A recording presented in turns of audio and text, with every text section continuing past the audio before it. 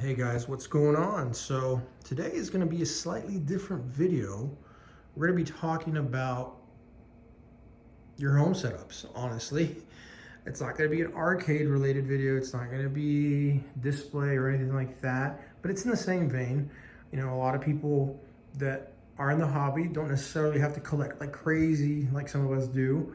But, you know, if you have a gaming setup in your living room, stuff like that, one of the main things that sometimes won't really get talked about much, especially in the gaming and you know in the gaming space, is your sound setup. And so I'm gonna go ahead and cover this today. And so it's a little bit different. I'm gonna cover how I got these and what I did to make them work again.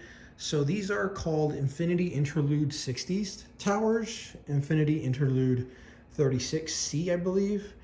And I picked up these three speakers in the Facebook Marketplace for 150 bucks. That's a steal. And the reason I bring up the Infinities is because I've had really good success with the Infinity brand of towers and home theater speakers back in the 2010s. Right out of high school, I bought some Infinity Overture 2 towers at a local estate sale for like 50 bucks for the pair of towers. And I mean, those things are amazing. The Infinity Overture 2s have a built-in amp to power two 8-inch woofers to give you that better bass sound. And so I still have those to this day. They're in my living, I'm not gonna, they're in my bedroom still, and I still use them to this day. And I have like my own little mini theater set up in my bedroom if I don't want to come to the living room. So I still use those to this day. So I mean, they're just that good, that well built, that I bought them back in 2010. It's already 2023 and they're still working. I've had zero issues with them. I mean, they've been working flawlessly. Of course, maybe they'll have an issue in the future, but I can fix them, get them working. It's very simple electronics work, so they can be fixed. But regardless, that's how I got into Infinity and loving Infinity for the home theater setup, right? So I found these at the marketplace, got them for a really good deal. The power switch wasn't working on this one. And on the other one, some little knobs that control like the bass optimization wasn't working. And I still haven't fixed those portions of the speakers. But when I bought these, I couldn't tell if the sub was working on this side because that power switch is for the sub, because it has a 500 watt built-in sub. Now the specifications, supposedly it says it's a 500 watt sub on each side, or I don't know if it's for both, you know, combine both towers. I just don't know. What I do know is this section right here, the voicing here for the low, the mids and the highs, that is, you know, powered by the amp and has a sensitivity from 15 to 175 watts. So it's a very wide range. And so even if you didn't have a strong enough receiver, you can still power it somewhat decently with a lower receiver and still get decent sound out of these. So I like that sensitivity out of these speakers. And it's the same thing with that one. And like I said, these are massive woofers here, and it's really clean. I'm glad I still have the grills and they're in great shape. They're not rough or destroyed. A lot of times what happens with these, it still has the grills on the side for the subs there. And so it's really cool. I tried to find as much information on these and I could not find anything. But I figured I'd go over these speakers. So if you find these in your local marketplace, which surprisingly, I did find some of these in different cities for really, really good deals. So they're out there. So I'm gonna recommend, if you can get these for 150 bucks, 200 bucks, get them immediately, because they're really good speakers to work on. Now, if the sub isn't working, I have found that on the forums, there's a transistor that goes bad on the board. That's an easy fix to get this back working again. So I don't know which forum it was, but you'll find it. If you just search Interlude 60 sub not working, you'll find out that there's just a very simple, one little problem with these, but luckily mine are working. There's no problem with them. But you can control the sub level here from 0 to 9. Right now it's in the color red, so that indicates that it is in standby mode. It'll turn green once actual sound goes through it. Now you can run the sub from a line connection, like an RCA connection, from the receiver to the speaker, which gives you a very clean bass sound because that's already been filtered by the receiver for you. Because receivers will have a subwoofer line out. And that's a very clean signal for that. Or you can run it through just the standard, you know, speaker wire that you get through here. There's an actual toggle on the back where you can toggle from the line to the speaker. Now, the only thing that it'll do is if you run it through the speaker to the bass, it'll give you this weird sound because you're getting all the frequencies going through the bass, so it might sound like a tin can.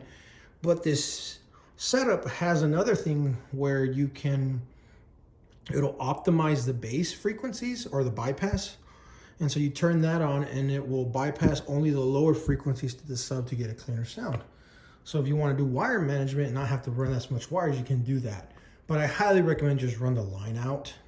That's just a much cleaner signal and you'll get better bass response out of these speakers. So that's a good recommendation I give. The other thing about these speakers, serviceability. They're actually pretty easy to service if you can find the parts.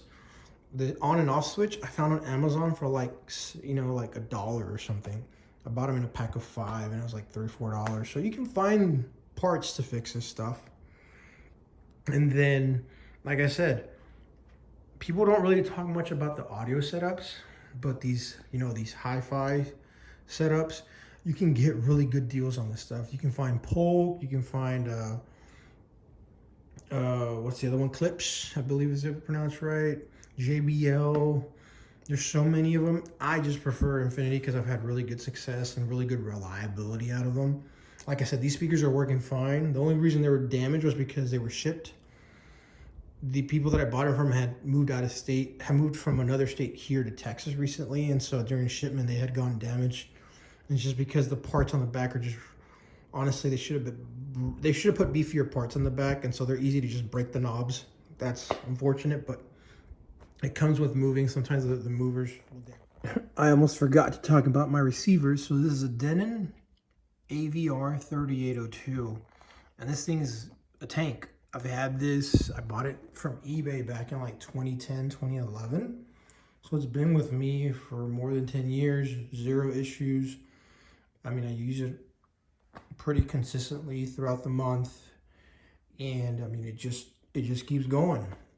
Will I need to service the caps at some point? Probably. But I mean, I've had 0 issues with this thing. It just works like a tank.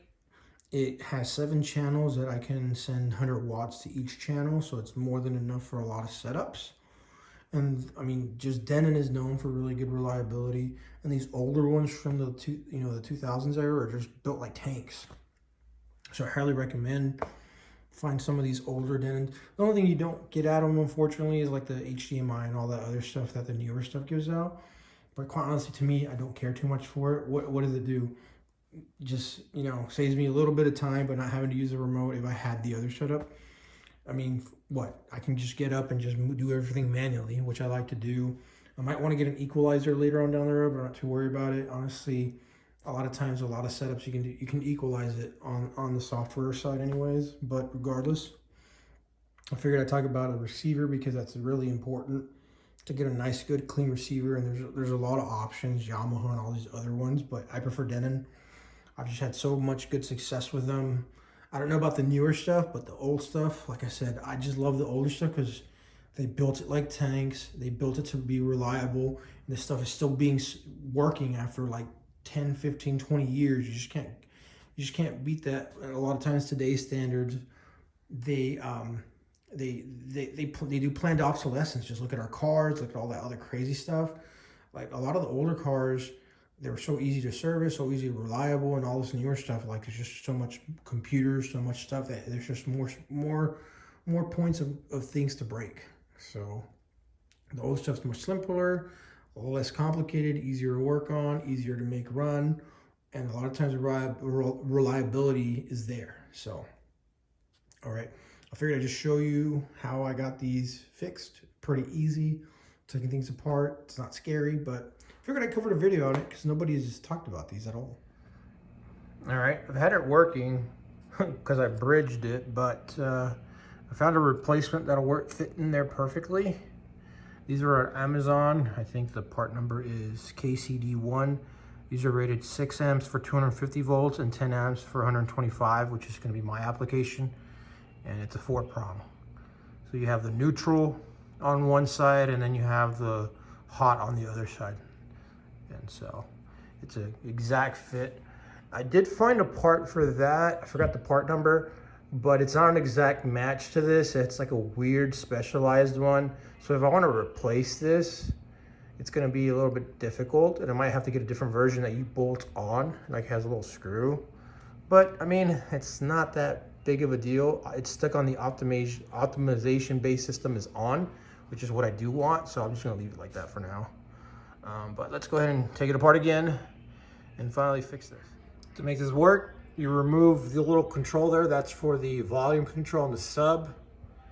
After you unscrew all the bolts that go around, and then you remove the wiring for the sub down here on the corner, just 2 wires. And that'll give you enough space to drop this down all the way. The next step is, this is the massive heatsink for the 500 watt subwoofer. Look at all those MOSFETs there. Ooh, tons of them. And so that's where we get all the power generated from. It's from that. So this entire thing here is a heatsink just for the subwoofer. So no wonder I get so much really good bass out of this thing. But if I want to access this, there's a cover here on this side here, but I can't pop it open because that's in the way. So I have to unscrew these 4 bolts here in a row to get access to remove this, so I can get access to here. So there's the setup for there. There's like 6 screws here to remove this cover. Unscrew this cover. You have access to the button and everything there, so we're good to go. All right, here's your original. So I've already pulled this sucker out. I had put some jumper cables to use it for a few days just to test it, but now that I got the new part, go ahead and pop in this new part and we're good to go. All right, it's all back together. I already did it with my tester there to make sure that it's working properly, so we are good to go. Just finish screwing this, put this back, and then drop it back in. And it's all back together.